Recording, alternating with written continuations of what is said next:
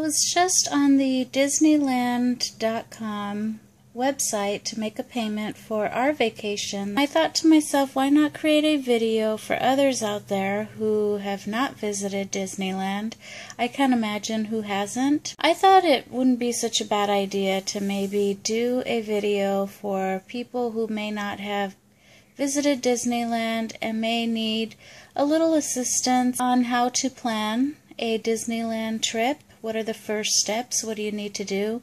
I know I was a little confused. I actually was born and raised in California, and I would visit Disneyland frequently, I mean a lot, when I lived there as a kid and also growing up. And then after I got married, I moved to Seattle, which obviously is out of state. We're in Washington. And when I had children, I did want them to have the whole Disney experience. Everybody does. And just decided to plan once they were old enough to actually enjoy Disneyland, because, you know, I didn't want to take them when they were babies, because at that point they really can't enjoy it. They won't remember. And you're just going to hassle anyway when they're babies. You're hassling, it's hot. I don't know if I personally would want to do that, because I myself as an adult probably would not get the full Disney experience and enjoy myself. So I personally decided to wait till my children were old enough to actually enjoy it. So at that point, planning for Disneyland was not that easy as it was when I actually lived in California, because we were only 3 hours away.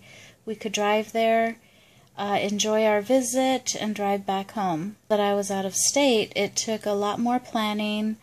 I had to worry about lodging, where we would stay, things like that. So, and then of course flights. So, in this video, I think I'm just going to give you my planning, you know, how I plan, because I'm out of state, and then maybe this will help some of you out there. So the first thing that I do is I determine when it is that I want to go to Disneyland. And there are peak seasons and there are non-peak seasons. So depending on, you know, how you want your Disney experience will determine when you go. So the peak seasons, of course, are going to be holiday seasons or holiday months. So October, November, December are really high traffic, demand. You know, there's a lot of demand for Disney during those months because they have special things that go on during those months. So if that's the time that you want to go, then those are peak seasons. But one thing to remember with going during peak seasons is that the cost is going to skyrocket up. So if that's not a factor for you and you do want to go during Christmas and it's all lit up and you want that Disney experience, then yes, you would go during the peak seasons. Do consider that your wait time as far as rides, you will be standing in longer lines, things of that sort. It's just going to be really, really busy and high traffic. So if you go during non-peak seasons, that will be during months where maybe kids in California are in school. So not too many people will be there during that time. Your wait time on rides, you won't stand in lines too long to get into rides. Your chances for getting a hotel are a lot better because you're not competing with a lot of other people who are wanting, you know, to get a room as well. So I've been to both, and I personally like to go during non-peak seasons only because I don't like to stand in lines too long. Next thing that you'll want to consider is also what your budget is. So if budget is not really a factor, then at this point you can determine where it is you want to stay without any hesitation. Disneyland has 3 hotels on their property. One is the Grand Californian, the other is Disneyland Hotel, and also Paradise Pier. Now, I've stayed at all the hotels, and my favorite out of the 3 is the Grand Californian. The Disneyland Hotel, as well as the Paradise Pier, in my opinion, is more for kids. You'll see a lot of younger kids around there. They cater more to kids, whereas the Grand Californian is catered more towards, I think, adults. It's kind of more low key, and it's just not so high trafficked with, you know, kids. There's no characters that walk along the hotel, whereas the Disneyland Hotel and the other, you'll have some characters that may visit or show up, things of that sort. So it's just depending on you, whether you have small children and you want that whole Disney experience, then maybe the Disneyland Hotel and Paradise Pier may be for you. If you have older kids or you're just adults and you want something a little more laid back, less noisy, then the Grand Californian would be for you. The pros to staying at one of the Disneyland hotels is that obviously you get the Disney experience. You're right on the property. And then again, like I said, if you're at the other 2 hotels, you may get some characters that show up and, you know, are walking around. The rooms will have little touches of Disney. And it's good to go on the websites.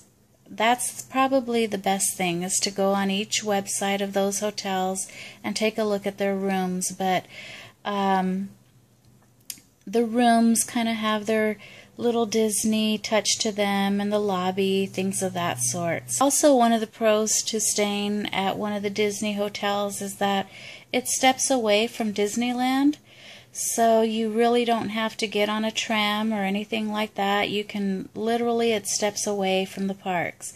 So if you're more on a budget and you're looking at a good neighbor hotel, then I would go to Disneyland.com, which is the site that I'm on right now. And if you go to places to stay, it says it will have, you know, the Disney's Grand Californian, Disneyland Hotel, Paradise Pier. You get to see what those hotels look like. And then you'll have a link here to Good Neighbor Hotels. And at that point, it will give you a list of all of Disney's Good Neighbor hotels. And if you scroll down, you'll see a lot of them. We've done this as well. We actually like the Hilton Anaheim at the Convention Center is the hotel of choice that we stay at when we're doing the Good Neighbor Hotel. It's really nice. It's very low-key, kind of like the Grand Californian, in that it's not loud with kids running around everywhere. It's kind of laid back. Really, really nice. The rooms are nice, very clean, and you know, they're part of the Hilton, so you know that your rooms and your hotel experience is going to be really nice. So that's one of the options there, is staying at a Good Neighbor Hotel. And then depending on what hotel that you choose, any tram there, which is called, I believe it's called the ART, A-R-T, I'm not sure, but there's a little shuttle that will pick you up from your Good Neighbor Hotel and then take you to Disneyland. So another thing to also consider is whether you want to get a vacation package or not. And they have a link up here where it says Parks and Tickets, and it says vacation packages. And here you can determine whether or not you want to book on your own, or whether you want to just go through Disneyland.com's vacation packages. And at this point, if you choose a vacation package, then they give you the option to make payments to them. You can make them over the phone, or you can go online to their site and make a payment. Now I noticed on the website it says to book your vacation package, and you can do it online. I've never done it personally online. I like to just because that's the kind of person I am, I like to just call it in. I like doing vacation packages only because there are certain perks you get to doing that. One of them is early hours at the parks. You get those extra hours to get into the park before anyone else does, you know, the public. So I think you can get in there an hour prior to everyone else. And at that point you can, you know, get on rides or wait in line first for a particular ride, things like that. So I like those perks of getting those extra morning hours. They give lanyards for all in your group, and also luggage tags that have Mickey and friends on there. What else do they give you? Sometimes it just varies. We've had different little knickknacks in there for us in our package, and it varies every year what they put in there for you. So whether you're getting a vacation package or not, it's also good to go on the website and to look under offers and discounts. And going on here may even help you determine on the time that you may want to visit Disneyland, depending on their special offers and if there's anything that might look good, you know, to some of you. And they offer them for certain times. For example, this says 4 days, 3 nights, 2 parks for one low price, most nights from June 13th, 2014 to August 17th, 2014. So again, depending on, you know, the special offers that they may have, may determine the time that you want to go. There are 2 parks on the Disneyland property. So the first park would be Disneyland, of course, with Mickey. This is where Mickey resides, and Minnie and all of the characters. And then you have, let me pull that up, Disney's California Adventure Park. 2 parks offer 2 late night attractions. Disney's California Adventure offers the World of Color, which looks like this. I clicked on it and I'm hoping it gets larger. Well, it didn't. And basically what it is a it's a show with, that's basically, you know, there's water features, and then Disneyland offers the fireworks, which I personally love myself. And those are usually right before the parks are going to close in the evening time. They will do the fireworks display, which is really nice, and that's always at the Sleeping Beauty's castle. Find yourself a good seat and go early to ensure that you have that seat, and watch the fireworks show. It's absolutely the best. Also, what they have is, that I like, is Phantasmic. So that there are 2 types of tickets. There are park hopper tickets as well as one-day tickets. The park hopper tickets allow you to go into both parks on one day, so you can traffic back and forth. If you get tired of being at Disneyland, you can go inside California Adventure, and vice versa. If you decide that you have had enough of California Adventure and you want to go into Disneyland, you can pretty much go, you know, back and forth. Whereas the one-day tickets, you will stay in one park for that day. So if you get a one-day ticket, it's either Disneyland or California Adventure for that time. The park hopper tickets are going to be a lot more, and that's because you have, that benefit of going into both parks that day. So depending on your budget and depending on whether you get bored easily and you want, you get tired of being in one park, that's a determining factor. But if you don't mind, if you have several days on your visit and you don't mind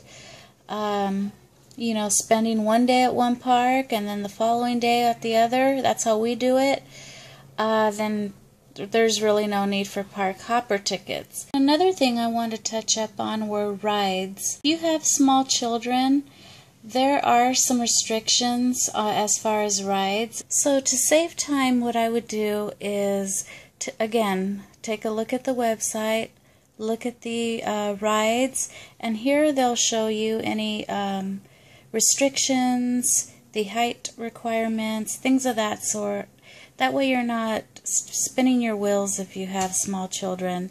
Again, with the agenda that I spoke about, if you have small children, the agenda will help you as well, because you'll be able to write down what rides to go on, what rides to kind of pass, and you won't be wasting your time or spinning your wheels. You'll know exactly which rides to go on or what you want to do. So again, on the website they have maps, and you can go around and look at all the lands. There's Frontierland, Fantasyland, Tomorrowland, and then just write down, if you have small children, which rides you will go to when you're in that particular area of the parks. Disneyland has ongoing ride refurbishments, and they do this all the time. So if you want to, if you know that you want to go on a particular ride, for example,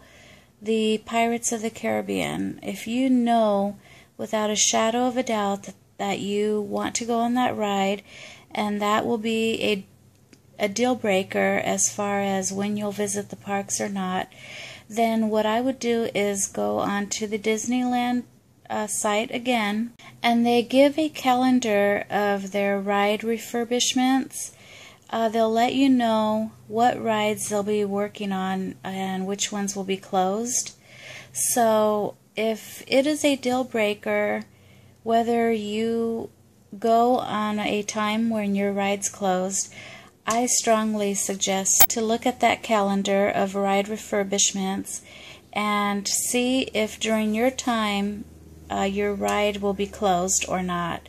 Another thing to look at is Disney Dining. That's located also on the website. And that's basically a list of dining options for both parks, the California Adventure as well as Disneyland, places that you could eat at.